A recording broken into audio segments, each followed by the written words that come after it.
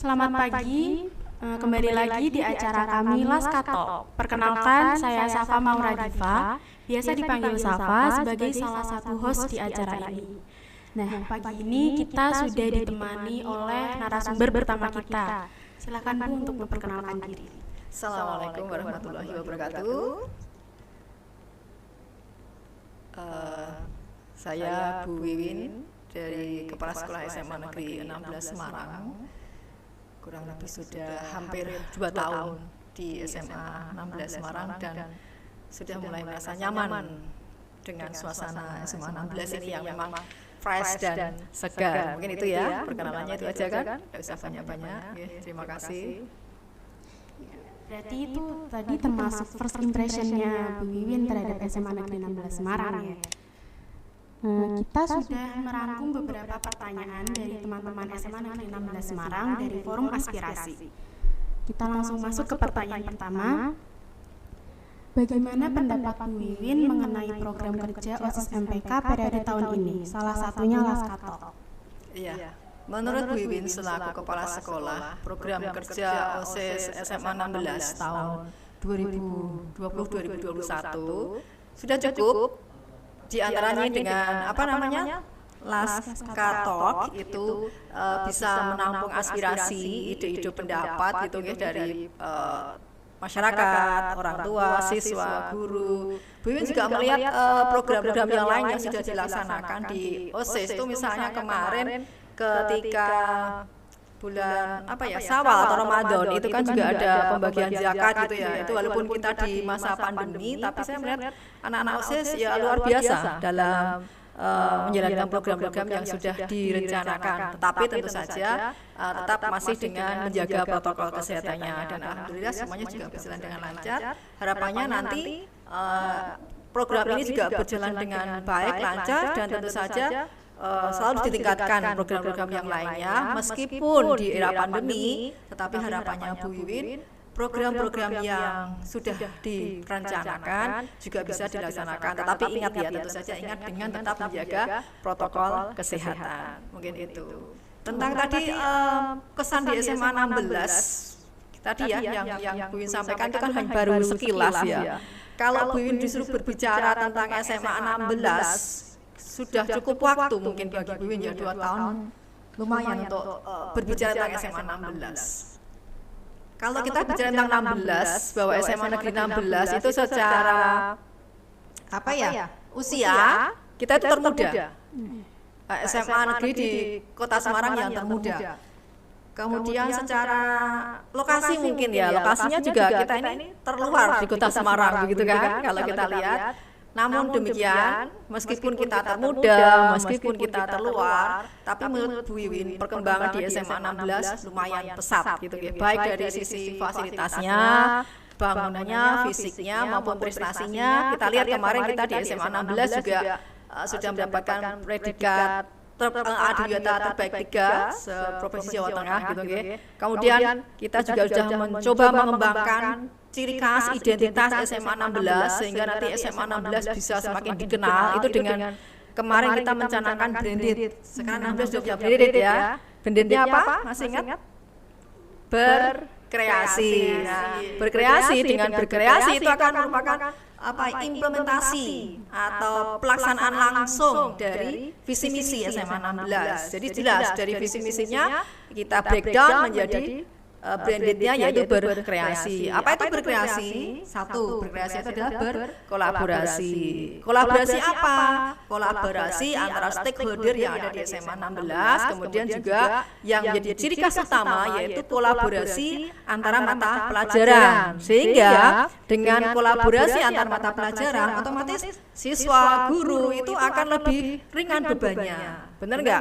Karena dengan satu kolaborasi, satu kegiatan itu bisa mencakup bisa 4 atau 5 mata pelajaran sehingga siswa menjadi lebih ringan, bebannya tugas tidak banyak, waktunya lebih efisien. Kemudian kalau kita berbicara ekonomi, tentu saja juga dari sisi karena kita PJJ kuotanya juga dari lebih lebih murah begitu kuotanya.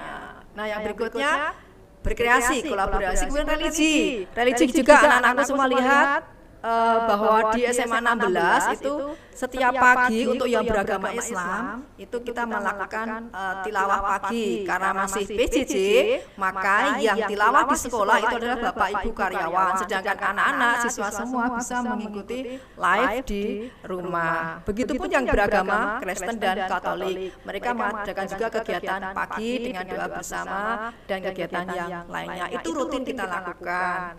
Dan alhamdulillah sampai sekarang masih terus berjalan. Yang terakhir yaitu seni.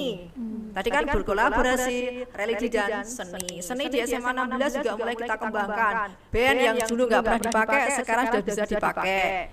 Kemudian oleh Bapak Ibu guru sementara karena memang siswanya belum boleh ke sekolah. Kemudian karawitan, kita juga punya karawitan. Kita agendakan setiap Jumat itu Bapak Ibu guru yang Bapak Ibu guru yang WFO yang bekerja di sekolah itu setelah senam kita juga ada latihan karawitan. Ada juga vokal, berkaraoke dan sebagainya. Nah, itu berkreasi. Jadi ciri khas branded SMA 16. Harapannya dengan itu semua nanti SMA 16 semakin dikenal oleh masyarakat sehingga banyak yang ingin bersekolah di SMA 16 dan tentu saja harapannya prestasi kita pun akan semakin meningkat. Begitu tentang SMA 16. Terima kasih Bu untuk penjelasannya yang sangat lengkap.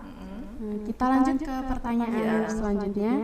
Menurut Bu Wiwin, apakah belajar secara daring ini sudah berjalan efektif di masa pandemi? Oke.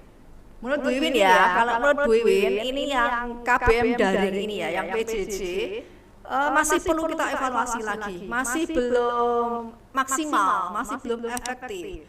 Terutama kalau Bu Wiwin lihat itu di keaktifan siswa. Masih banyak siswa yang belum aktif di kegiatan PJJ. Setiap kita pantau presensi kehadiran, kita kan ada link untuk presensi kehadiran siswa itu ya. Rata-rata itu satu kelas masih ada yang belum aktif di setiap KBM-nya, walaupun ada di mata pelajaran tertentu itu full, ada 36 setiap tatap mukanya. Tetapi ada juga yang di beberapa mapel yang datang hanya separuh, hanya 10. Lah itu ya harus kita evaluasi lagi. Kenapa kok PJJ kok seperti itu? Apakah karena sudah terlalu lama sehingga anak-anak bosan, anak-anak jenuh, atau mungkin metode pembelajarannya atau bagaimananya? Yang itu yang harus kita evaluasi. Sehingga menurut Wiwin kalau untuk saat ini yang mesti kita tingkatkan lagi karena masih belum efektif. Oke, menyambung dari pembahasan sebelumnya, rencana Bu Wiwin ke depannya untuk meningkatkan keefektifan dalam belajar. Oke. Jadi tadi seperti Bu Wiwin katakan, sehingga untuk memaksimalkan atau mengoptimalkan biar PJJ nanti di 2021 ini menjadi lebih efektif, tentu saja langkah kita ambil.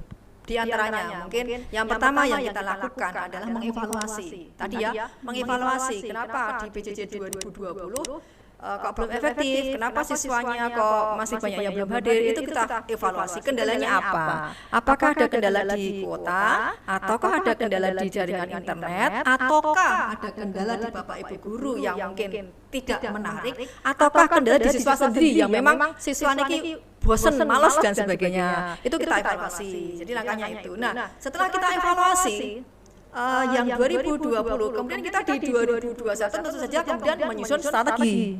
Begitu kan? Bagaimana strateginya agar di yang akan datang sekarang ini ketika nanti kita masih PJJ ya, harapannya kan kita sudah tatap muka, tetapi kita belum tahu karena seperti saat ini kondisi COVID juga semakin meningkat, sehingga nanti kalaupun kita di 2021 kita masih menyelenggarakan PJJ, maka kita menyusun beberapa strategi. Tentu saja yang pertama strateginya tadi kita lihat dari pengaturan jadwal mungkin atau jamnya atau schedule-nya. Apakah kalau kemarin itu sehari 4 jam, kemarin sehari 4 jam ya, apakah masih seperti itu atau dikurangi atau bagaimana? Nanti kita susun strategi yang baru. Kemudian juga tentu saja kita melihat memfasilitasi dengan sarpras atau sarana yang dibutuhkan oleh siswa dan guru. Sarana yang kita perbaiki, apakah kuota yang diberikan sudah mencukupi, apakah jaringan internetnya sudah bagus, nah itu kita atur lagi. Dan yang kemudian yang tidak kalah pentingnya tentu saja adalah kita juga menyusun strategi bagaimana komunikasi kan penting ya, komunikasi antara orang tua selaku wali murid dengan guru, komunikasi kepala sekolah dengan guru, komunikasi siswa dengan guru, bagaimana komunikasinya, bagaimana interaksinya, sehingga dengan adanya komunikasi yang baik harapannya nanti kita bisa menyusun strategi untuk agar pembelajaran PJJ atau daring di 2021 ini nanti lebih efektif dan lebih optimal, sehingga nanti hasilnya lebih baik daripada yang kemarin. Gitu. Tahun ini bisa lebih baik lagi. Harapannya begitu. Lalu ini pertanyaan yang paling banyak ditanyakan, Bu. Dengar-dengar bulan Juli sekolah akan kembali offline atau tatap muka. Apakah itu benar dan bagaimana sistemnya? Ya, terima kasih. Apakah itu benar? SMA 16 pernah ditunjuk untuk melakukan uji coba, tetapi itu belum dilaksanakan juga. Jadi ada beberapa tahap yang dilakukan ketika sekolah itu akan mengadakan tatap muka, dan itu sudah diatur oleh dinas provinsi sudah mengadakan beberapa kali uji coba di beberapa sekolah. Yang kemarin itu sudah ada di uji coba di SMA 3, SMA 4, SMA 11. Nah, dari uji coba itu kemudian dievaluasi. Ketika itu berjalan dengan baik, maka nanti ditambah lagi sekolah yang diizinkan untuk menyelenggarakan pembelajaran tatap muka. Nah, apakah nanti sudah tatap muka atau belum? Itu tadi kita menunggu instruksi resmi. Kita menunggu arahan resmi dari Dinas Pendidikan dan Kebudayaan Provinsi Jawa Tengah. Tentu saja melihat perkembangan COVID yang seperti kita lihat sekarang ini masih terus memprihatinkan. Jadi kalau dijawab, kalau pertanyaannya apakah nanti tatap muka atau tidak, kita masih melihat perkembangan dan tentu saja menunggu instruksi dari dinas. Tetapi SMA 16 sudah menyiapkan. Apabila nanti kita sudah diizinkan untuk melaksanakan pembelajaran tatap muka, kita sudah menyiapkan dari kurikulumnya, pengaturan jamnya, apakah semuanya atau kali 50% atau bagaimana itu sudah diatur. Kemudian juga sarprasnya dilihat, di sini juga sudah menyesuaikan, sudah kita siapkan untuk tatap muka. Ada beberapa informasi tentang cuci tangan, kemudian tentang alur atau peta rute perjalanan sehingga tidak tabrakan dan sebagainya. Jadi intinya ketika nanti kita sudah diizinkan dan sudah diinstruksikan untuk melaksanakan pembelajaran tatap muka, insya Allah SMA Negeri 16 sudah siap. Berarti sudah siap, hanya tinggal menunggu instruksi. Insya Allah seperti itu.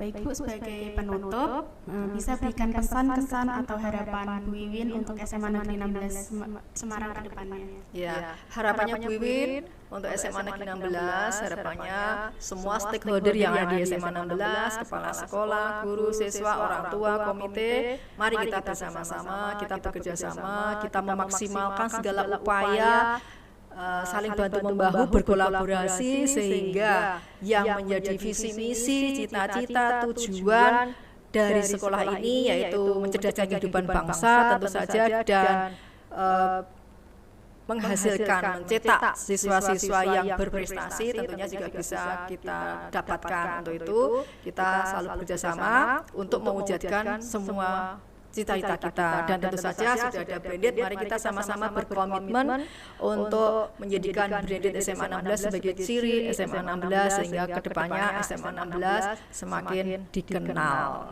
Begitu. Sangat menarik ya pembahasan kita hari ini dengan narasumber kami, Bu Wiwin selaku Kepala Sekolah SMA Negeri 16 Semarang.